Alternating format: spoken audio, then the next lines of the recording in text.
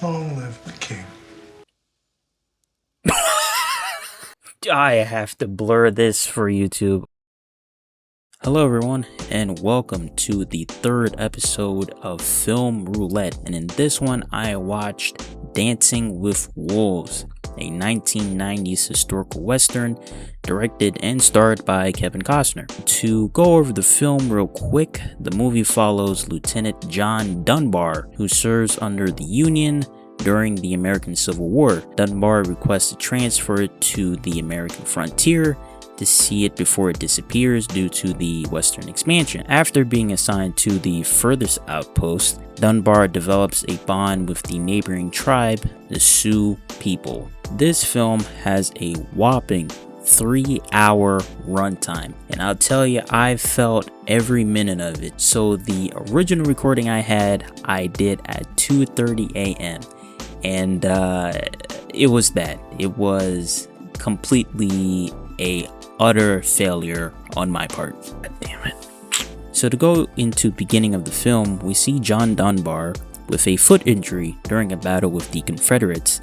He tries to commit by riding a horse right into enemy lines, but he inadvertently helps the Union win the Civil War. He then goes to a major named Famborough, requesting to be transferred to Fort Sedgwick, which is the furthest outpost in the frontier. And then the major himself, because I guess for the vibes, yeah, he just wanted to do it, just to feel it. I don't know.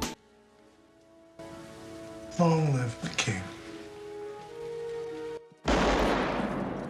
What? What the fuck did... Okay. Alright. Dunbar then meets Timmons, some sort of like dirty hillbilly, I guess, and transports Dunbar to Fort Sedgwick. And at this point, I thought that these two would be in some sort of, buddy cop situation, Western buddy cop. Wrong. I was completely wrong. Completely off base. What actually happened was Dunbar forced Timmons at gunpoint to leave the fort and just leave all the loot. Then Timmons got absolutely slimed out by the Pawnee, which were the antagonists of the film. This dude died in the worst possible way that I've seen in any film whatsoever. Oh no!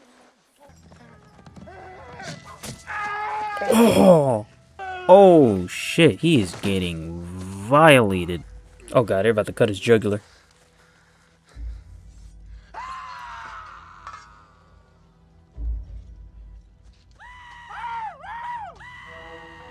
So after Dunbar sets up at Fort Sedgwick, this is where the movie kind of picks up a little bit, but we do see him do everything. We see him eat, sleep, cook, build a relationship with his horse, build a bond with a stray wolf that he eventually calls Two Socks. However, the one thing that we definitely see is his bare, pasty butt cheeks all over my screen. What the fuck was that? I have to blur this for YouTube. Oh my god, I have to blur this. Oh my god, you gotta be kidding me. Which then leads into other important characters that we see, like Kicking Bird, who is the spiritual leader for the tribe, Wind His Hair, who is like a hot-headed warrior who becomes Dunbar's best friend, and Standing with a Fist, who is a white woman that was orphaned by the Pawnee, taken in by the Sioux people, and she kind of acts as a bridge to when the movie takes its next steps. Because Dunbar finds Standing with Fist, I'm just gonna call her Fist going forward. So Dunbar finds Fist under a tree, passed out with blood all over her, and he takes her to the Sioux people to get help. And this is where we actually see the relationship between Dunbar and the Sioux people form, because they're trying to reach a common ground, culture-wise, communication-wise, especially with Fist being as a translator between the two parties. But the one thing that they're able to really find a common ground on is Buffalo. It was a scene where we see Dunbar and the Sioux people hunt buffalo. And I thought that scene in particular was beautiful to see all the buffalo seen throughout the whole pasture, just far beyond where the camera can actually see. And then we see that dynamic between guns and weaponry versus bows and arrows and hatchets. It was really nice just to see that different tactics that they have taken to try to work together and to hunt the buffalo. And there's even more great scenes that show them bonding together, such as Dunbar and the Sioux bonding at a fire, eating food, drinking, the two parties trading items of equal value, such as Dunbar's hat or Windenhair's necklace, the Sioux people offering Dunbar his own tet, and the scene that is really great is Kicking Bird getting the nasty on. Really giving that long schlong silver. Getting freaky in the sheets in front of the kids? Jesus.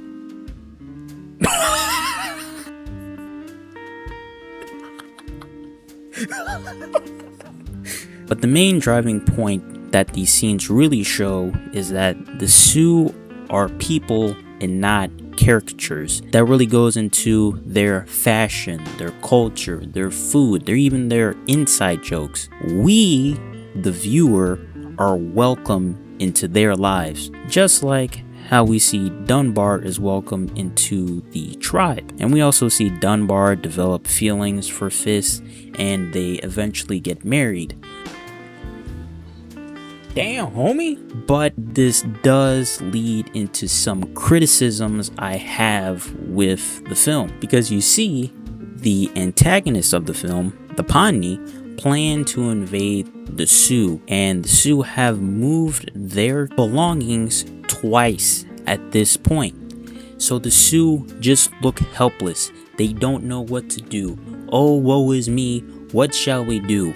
Until Dunbar has a great plan. He supplies the Sioux with guns to defend themselves against the Pawnee. And now the invasion scene that we see is intense and satisfying, because the Sioux do get their moment and get their karma back against the Pawnee. R.I.P. Stonecalf. However, this does show the white savior complex problem that we see in the second half of the movie. Now, in the later scenes that we see, the roles are reversed. Dunbar is captured by Union soldiers because throughout the film we see that he's writing in his journal, and the journal pretty much documents everything that has gone on in the film. Well, he leaves the journal at Fort Sedgwick while he was traveling with the Sioux, so now he has to go back. We see how he is tortured due to him pretty much being a Sioux, due to his clothing and how he was portraying himself in acting. We see the Sioux go on a mission to try to save Dunbar, and again, like I said before, it is an intense scene and satisfying scene, seeing the enemy, now the Pawnee and the Union soldiers, getting their karma, and everyone is being attacked from Dunbar and Sioux. However, everything evolves around Dunbar again. All the focus is lost from the Sioux people and is just on Dunbar. Even at the last moments of the movie, where Dunbar and Fist are leaving the Sioux tribe, Dunbar is pretty much a target for all the American soldiers due to him betraying America at this point. The movie ends on a sour note, and we pretty much see a 4 or 5 line message pretty much saying how the Native Americans before us got killed off or have been assimilated into white culture. And in the moment, I was sad about it, but looking back on it, it kind of gives that undertone about how this white man was kind of the quote-unquote band-aid for the Native Americans, and it kind of leaves a bad taste in my mouth at that point, because it really showed how everything just evolved around Dunbar in the second half, which I just did not really like at all. And it really loses focus on what the main thing is to really highlight tragedy of the Native Americans losing their land, losing everything that they had and that they built up before being invaded, pretty much. However, overall, the film is great. Now, would I recommend you guys to watch this film? Given our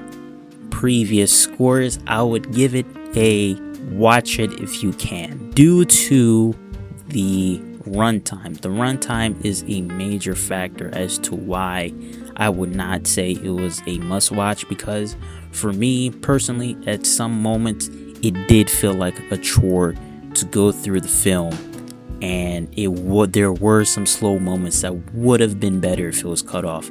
However, if you guys do decide to watch it, I feel like it is worth it. Even given my criticisms, it is worth it, and it is a good film.